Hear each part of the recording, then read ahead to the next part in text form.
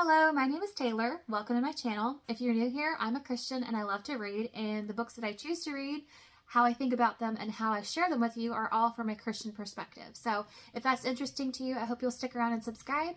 But let's get into the books that I read in April. I read 5 books, which is more moderate for Christian booktube or just booktube in general.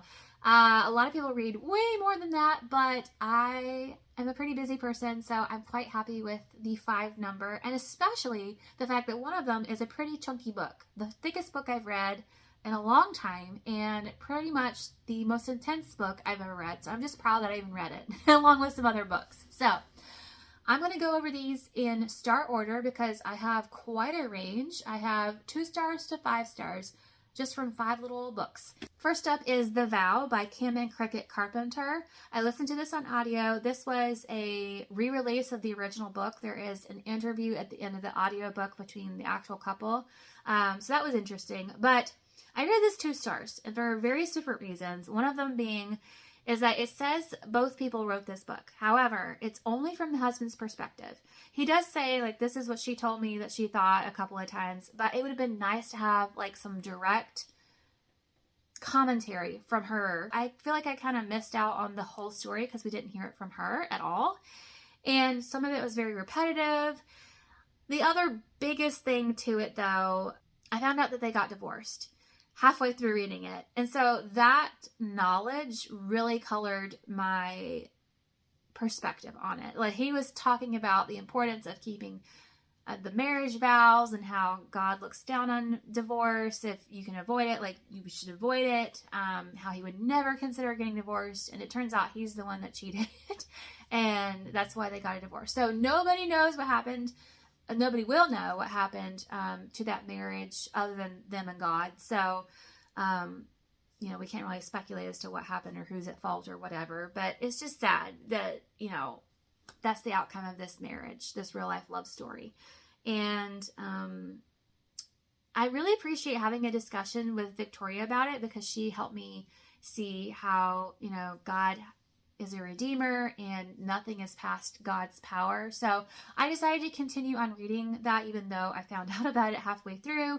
And also I really wanted to see what God did for her because it was a bad accident and she was not expected to live. And now she is a fully functioning normal person, and just seeing a real life miracle. And that's why I continued reading it. And I do appreciate those aspects of the story the most.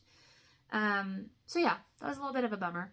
The Last Battle by C.S. Lewis. This is the last book in the Chronicles of Narnia. And I love this series. I'm so glad I finally finished it. This is the first time I read it.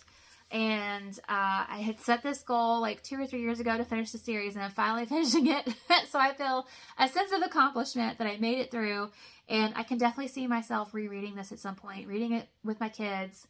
I just love this series. I think I will grow with it over time because I think you'll realize things more the more you read it. So I would also recommend you reading these, listening to them with the audiobooks. All of the audiobooks are great. They're from different narrators. This one is narrated by Patrick Stewart, which is the guy who was Captain Picard in Star Trek. So I really naturally like his voice anyway, but he did a really good job. I rated this 3 stars though, because like 80% of the book, there's just this feeling of doom and gloom, like there is no hope, and I just don't like that feeling. Like, I knew there was a purpose for it, for the story and the allegory, but I just didn't enjoy reading it and that feeling I had. And there was a part that was very like Inception-esque, like very trippy type of like, what is happening? And I don't really like reading that either. And then the very last part of the book was absolutely beautiful. I could see the allegory clear through. And overall, I enjoyed it for what it was. That feeling that I had for most of the book really tainted my experience. But again, I may feel differently about this in the future, so I do plan on rereading this at some point. And I would love to read Revelation, because I think there's probably some ties there. So I would like to read Revelation before reading the last book in the Narnia series. Seeking Persephone by Sarah M. Eden. This is a book that has been very, very popular over on Instagram. I've seen several people read it and love it.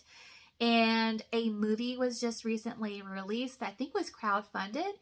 And there's been some trailers going around about it, and it looks really, really good. So I figured there would probably be other people like myself who hadn't read it or watched it and would be interested in doing it together. So I asked the Christian booktuber Discord if anybody would be interested in doing a read along and a watch along, and some people did. So it was really fun reading at our own pace and talking about our thoughts, and it's just so fascinating listening to people's different opinions for the same book. I love that.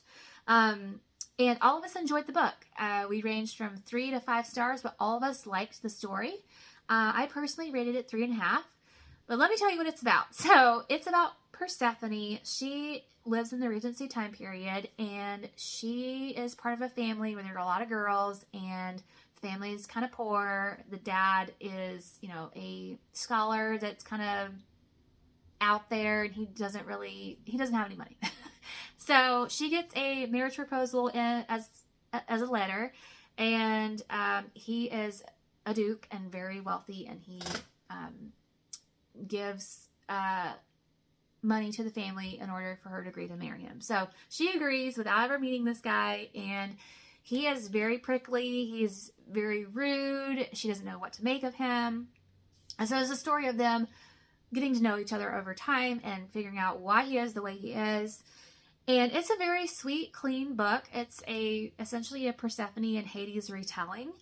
And it was fun. There was a one part of the book that I didn't feel very, was realistic. I'm pretty sure it was there just to kind of force the characters together more. And then there's a character that I did not understand at all. Even though the author tried to explain away something, I was like, I'm not buying it.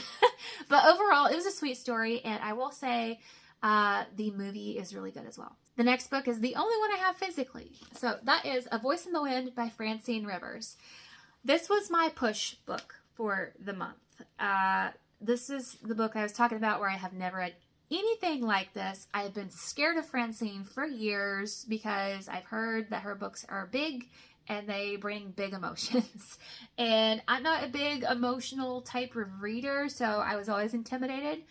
But my TBR jar picked this one out, and there's also Oshina's Francine Rivers book club had this book for the month of April.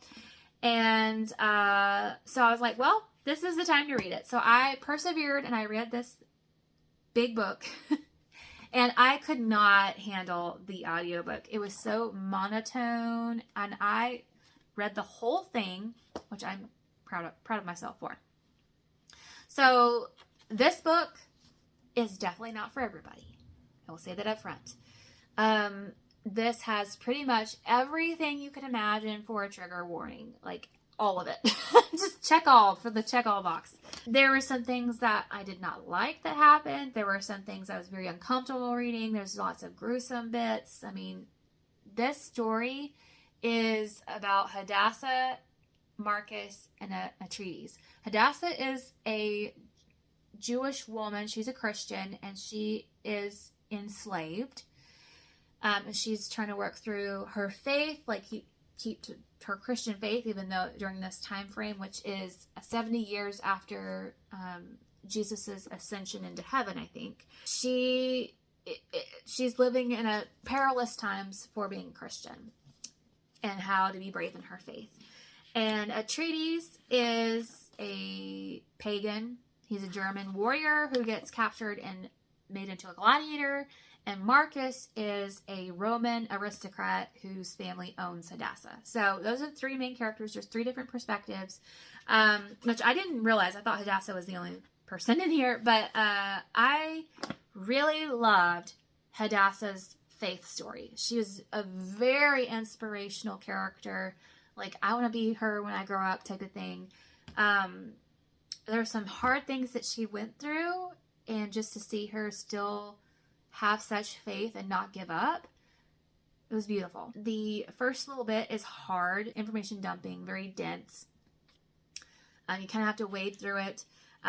My friend Lauren and I talked about this because we read it around the same time. She's like, once she gets to where she needs to go, it gets better. I was like, okay, I can deal with that. So I will agree.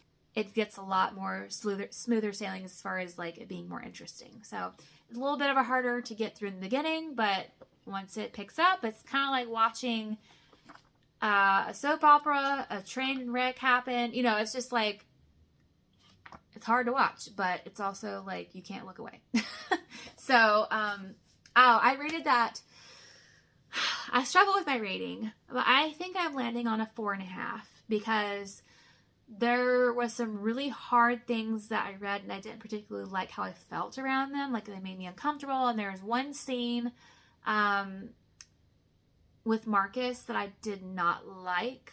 That something he did that I did not like, but I understood it because of his character. But that's why it's 4.5, not quite 5. But it's still a really powerful book for the right reader. Last up is my 5-star book of the month, Every Woman a Theologian by Felicia Masonheimer. I did listen to this on audiobook. She has a podcast, Every Woman a Theologian podcast. So she narrated it just fantastically. It was like listening to a really long podcast, but it was interesting. I think that every Christian woman should read this as a basis for the Christian faith, like knowing your basics in order to defend the faith, essentially. And I think it is especially helpful for a newer believer like myself. I learned a lot. I really wish I had a hard copy though. I've learned this, that I can't really retain as well and I can't digest the information as well when I don't have it physically in front of me to like interact with and highlight and take notes. So I do hope to own this one day and take notes and enjoy it better then. But definitely I would say it's a 5-star read for sure, and I look forward to rereading it again one day. Those are all the books that I read in April. Let me know if you had a favorite book of the month. I'm always looking to grow my TBR, and if not, leave me something green in the comments because I'm just seeing all the things coming to life with springtime. So I would love to see that in the comments too. Have a blessed day, y'all. Bye.